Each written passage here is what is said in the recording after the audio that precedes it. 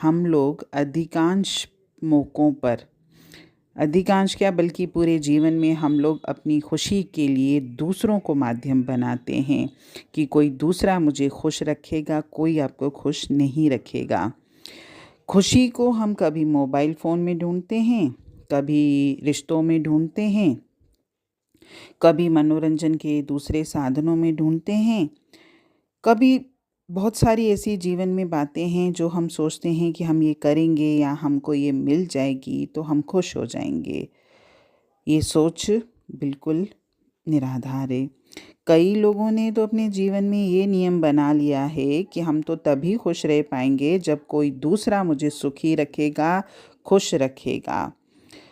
और धीरे-धीरे ये हमारे स्वभाव में आ जाता है और हम फिर कहते फिरते हैं कि हमने तो दूसरों को सुख देने में कोई कसर नहीं छोड़ी, पर जब वक़्त आया तो वक़्त आने पर उन्हीं लोगों ने मुझे दुःख पहुँचाया।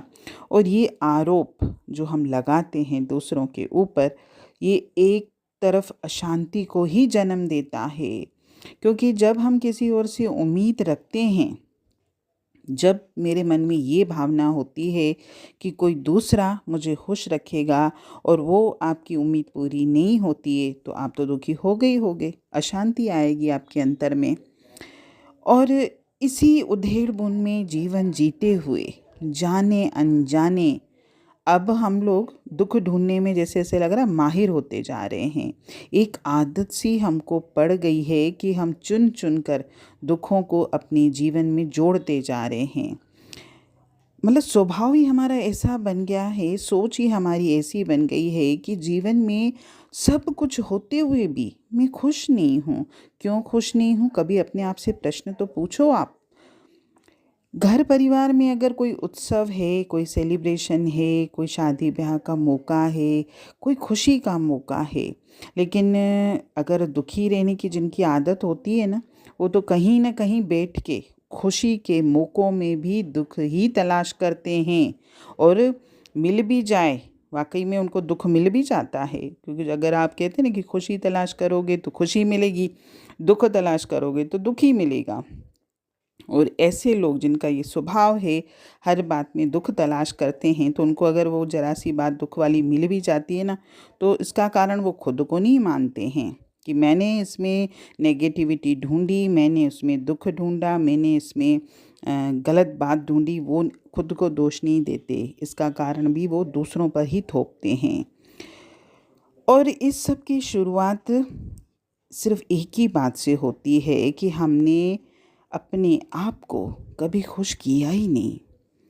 और जब भी हम दुखी हुए किसी भी कारण से, तो हमने उसका कारण केवल और केवल दूसरे को ही माना और दूसरे में ही ढूंढा।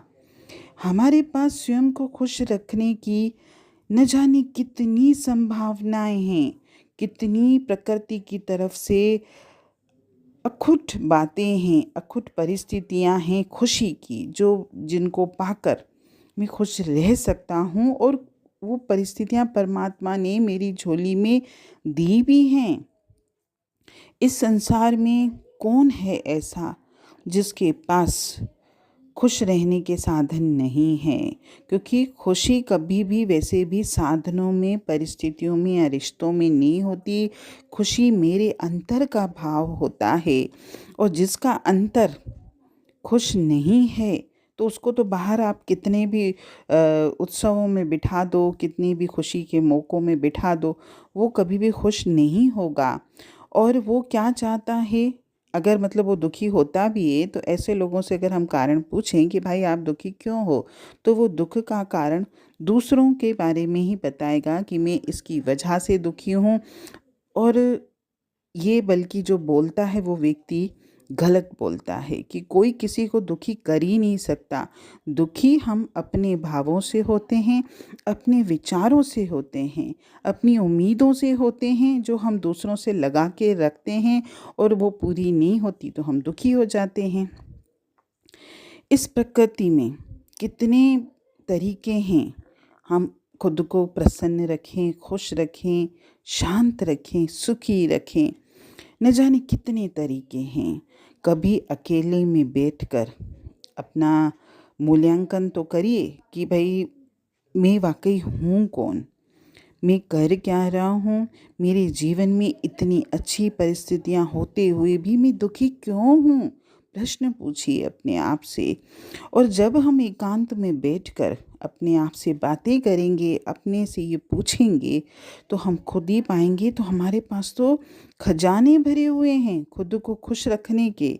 लेकिन फिर भी मैं इन खजानों को उपयोग में क्यों नहीं लाता। मेरे पास सब कुछ होते हुए भी मैं दुखी क्यों हूँ। खुद को खुश रखना सीखिए। और जब एक बार मैं स्वयं को खुश रखना सीख जाऊँगा तो मुझे फिर कभी भी किसी की भी ज़रूरत नहीं पड़ेगी। हरिओम।